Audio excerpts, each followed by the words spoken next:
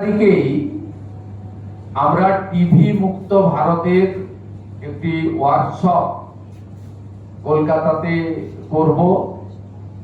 সেখানে পশ্চিমবঙ্গ থেকে নবনির্বাচিত সমস্ত বিধায়ক এবং পশ্চিমবঙ্গ থেকে লোকসভা রাজ্যসভায় যারা সাংসদ আছেন তাদেরকে নিয়ে হবে। এটা ভারতবর্ষের সব রাজ্যেই প্রায় কমপ্লিট হয়েছে। জাতীয় স্তরে এমপিদের নিয়ে কেন্দ্রীয় স্বাস্থ্যমন্ত্রী করেছেন। এই একটা উদ্যোগ আমরা এখানে নিয়েছি। আমাদের কতগুলো সেক্টরে যদি আপনারা দেখেন, তার মধ্যে প্রধানমন্ত্রী জন ঔষধি কেন্দ্র এখন 117টা চলছে, আমরা 467, একটাও চলে না।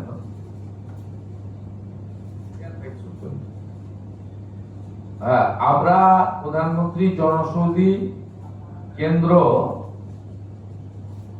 মোট 468টা করার প্রস্তাব, 469টা করার প্রস্তাব ভারত সরকারকে দিয়েছি, যাতে block health centre, BPSC, sub division hospital এবং ডিস্ট্রিক্ট হসপিটাল কভার করবে। একজনের পরিবারে যদি মাসে ডায়াবেটিস থেকে হাইপারটেনশন থেকে শুরু করে ধরুন 2000 টাকার ওষুধ লাগে, এই 469টি সরকার নিয়ন্ত্রিত প্রধানমন্ত্রী জনঔষধি যোজনার সেন্টার চালু হলে এটা ধরে নিতে পারেন অ্যাপ্রক্স 200 টাকায় পৌঁছে যাবে। অন্তত 10 গুণ বেনিফিট পাবেন। এর সাথে অমৃত প্রকল্পে 50 থেকে 80% ছাড়ে ওষুধ, দুরারোগ্য ব্যাধির ওষুধ বিতরণ কেন্দ্র আমরা 80% পর্যন্ত ফ্রি থাকবে। আমাদের বিগত সরকারের প্রপারলি মনিটরিং না করার ফলে নবজাতক যাদের বয়স 5 বছর, সেই 5 বছরের নিচে এখানে মৃত্যু হার অনেক বেশি। বিশেষ করে কলকাতা, মুর্শিদাবাদ, পূর্ব বর্ধমান, বীরভূম, মালদা ইত্যাদি জেলাগুলির রিপোর্ট অ্যালার্মিং। এই বিষয়ে আমরা সিদ্ধান্ত গ্রহণ করেছি এবং আমাদের টিবি মুক্ত ভারতের কথা বলেছি। আমরা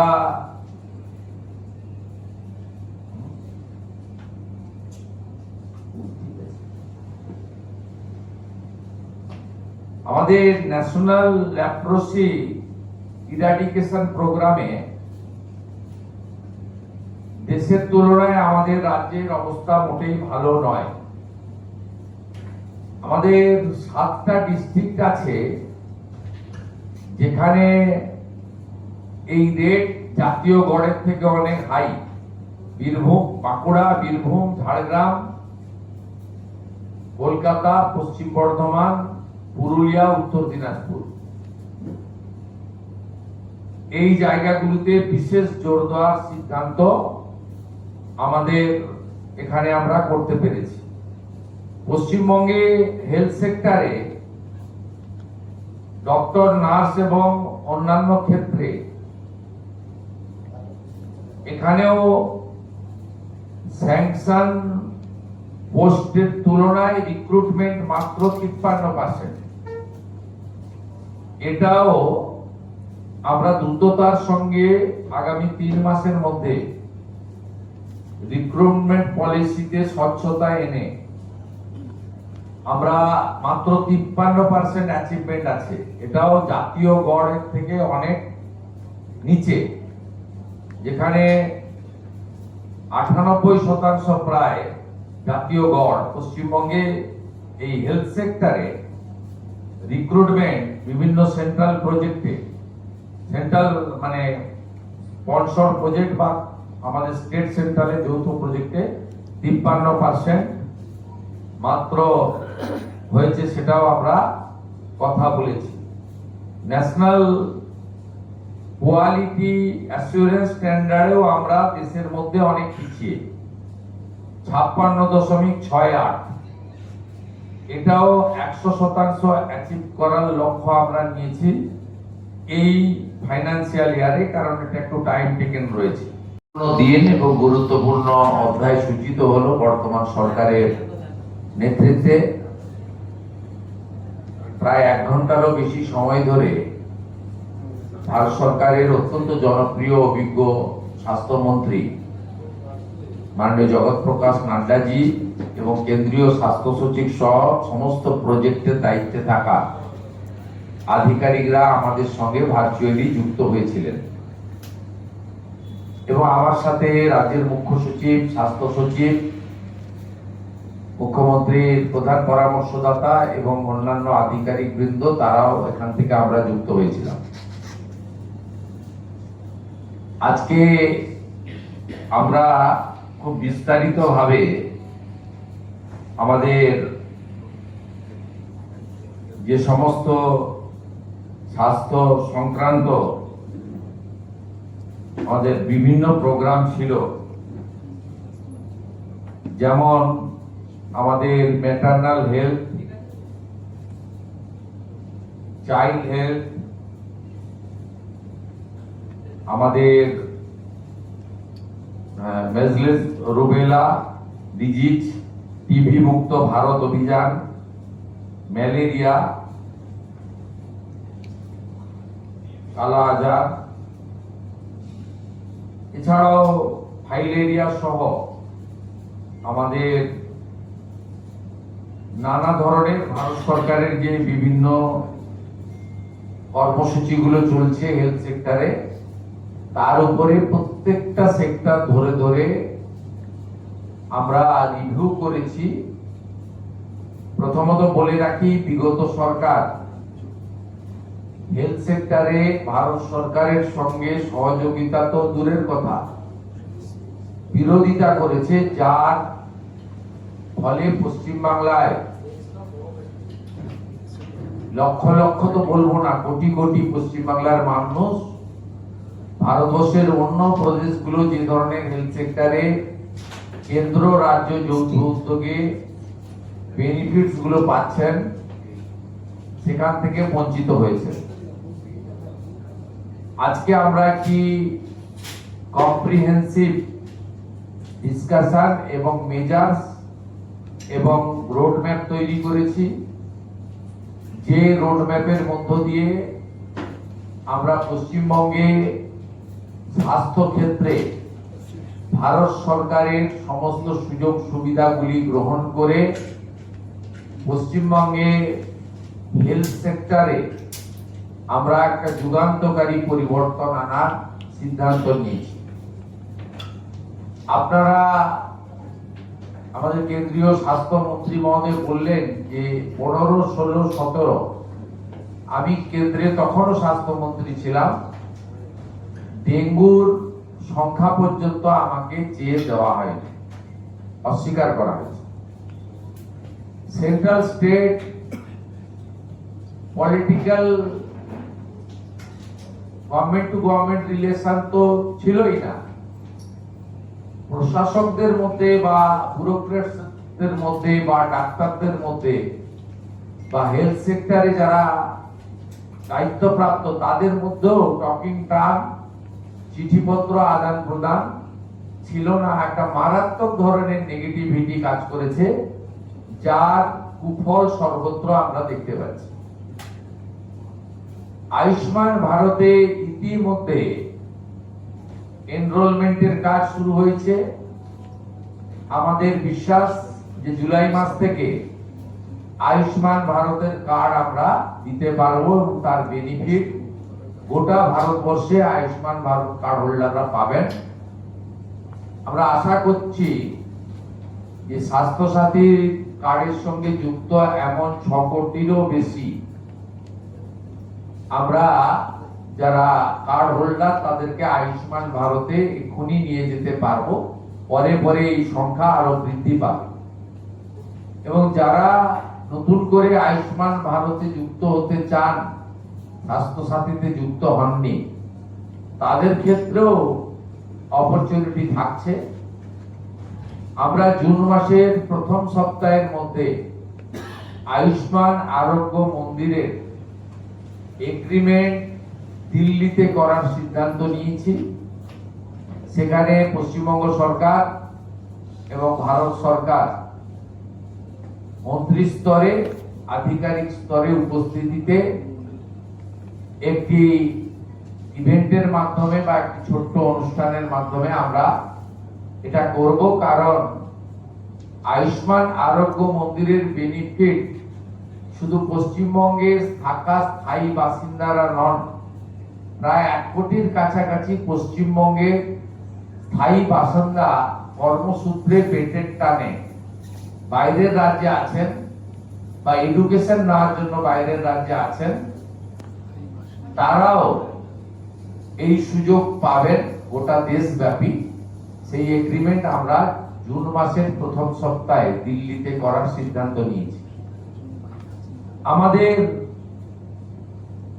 সার্ভাইকাল ক্যান্সারের যে প্রিভেন্টিভ আমাদের ভ্যাকসিনেশন ফেব্রুয়ারি 2026-এ মাননীয় প্রধানমন্ত্রী দেশব্যাপী চালু করেছেন। পশ্চিমবঙ্গে 7 লক্ষের বেশি ডোজ ভারত সরকার তারা দিতে চান। আমাদের এই 14 থেকে 15 বছরের আমাদের বোনেদের বা বালিকাদের, তাদেরকে আমরা এইটা দিতে পারি, যেটা ভারতবর্ষের অন্যান্য রাজ্যে কমপ্লিট হয়ে গেছে। আগামী 30 মে পশ্চিমবঙ্গে এটা অফিসিয়ালি লঞ্চ হবে। বিধাননগর সাব ডিভিশন হসপিটালে আমি নিজে এবং রাজ্য সরকারের অন্যান্য প্রতিনিধিরা উপস্থিত থেকে এটা শুরু করবেন। এর বাইরে আমাদের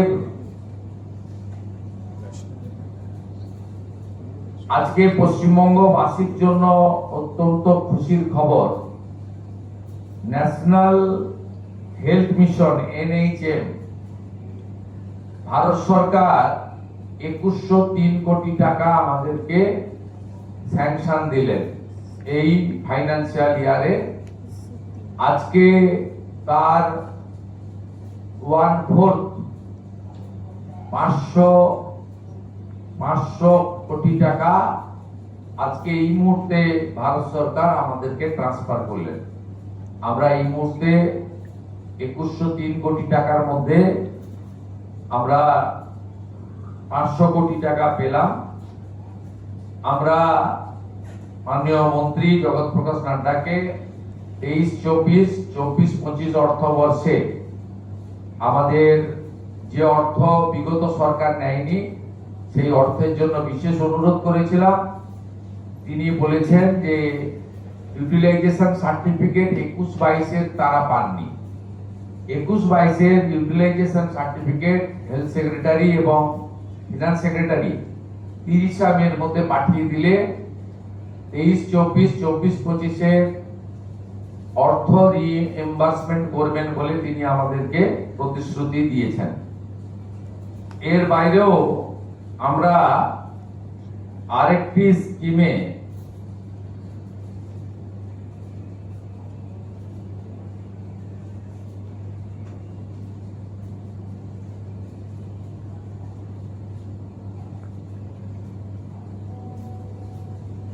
ওই আয়ুষ্মান ভারতে যে সেন্ট্রাল শেয়ার এই বর্ষে 976 কোটি টাকা বরাদ্দ দিয়েছে আয়ুষ্মান ভারতে। অর্থাৎ আমরা আজকে 3000 কোটি টাকার স্যাংশন পেয়েছি, 500 কোটি টাকা আমরা আমাদের ফান্ড পেলাম, বাকিটা অর্থবর্ষে পরপর পেয়ে যাব। তাতে দুটো সেক্টর আছে, এক হচ্ছে আমাদের NHM এ 2103 কোটি টাকা, আয়ুষ্মান ভারতে 76 কোটি টাকা। এর সাথে সাথে 15th ফিনান্সেও আমরা এই অর্থবর্ষে অর্থ পাবো, তার পরিকল্পনা এবং ব্যবস্থা চূড়ান্ত হবে। আমরা পশ্চিমবাংলার মানুষকে আশ্বস্ত করতে চাই, কেন্দ্র রাজ্য যৌথ উদ্যোগে আপনাদের স্বাস্থ্য পরিষেবার ক্ষেত্রে এক যুগান্তকারী অধ্যায় বর্তমান সরকারের সময়ে শুরু করতে আমরা চলেছি এবং এর সুফল আপনারা কিছুদিনের মধ্যেই পেতে শুরু করবেন। আমি মাননীয় মন্ত্রীকে আজকে অনুরোধ করেছি, আমরা লিখিত প্রপোজাল পাঠাবো। মাননীয় প্রধানমন্ত্রী স্বপ্নের যে প্রকল্প, প্রত্যেক জেলায় একটি করে মেডিকেল কলেজ, পশ্চিমবঙ্গের 3টি প্রশাসনিক জেলায় মেডিকেল কলেজ তৈরি হয়নি, আলিপুরদুয়ারে, কালিম্পংয়ে এবং দক্ষিণ দিনাজপুরে, আসানসোল, পশ্চিম বর্ধমান, এই 4টি জেলায় হয়নি। এই 4টি জেলার জন্য প্রয়োজনীয় জমি সহ প্রস্তাব আকারে ভারত সরকারকে আমরা পাঠাবো। আর উত্তরবঙ্গের এইমসের জন্য আমরা প্রস্তাব ওখানকার এমএলএ এমপিদের সঙ্গে কথা বলে দ্রুততার সঙ্গে ভারত সরকারের কাছে পাঠাবো, এটা আমি উল্লেখ করেছি। মাননীয় কেন্দ্রীয় মন্ত্রী এক কথায় তিনি বলেছেন, পশ্চিমবঙ্গে নবনির্মাণের ক্ষেত্রে বিশেষ করে হেলথ সেক্টরে অর্থ কোনো সমস্যা হবে না এবং তিনি অতি দ্রুত 3টি টিম পাঠাচ্ছেন।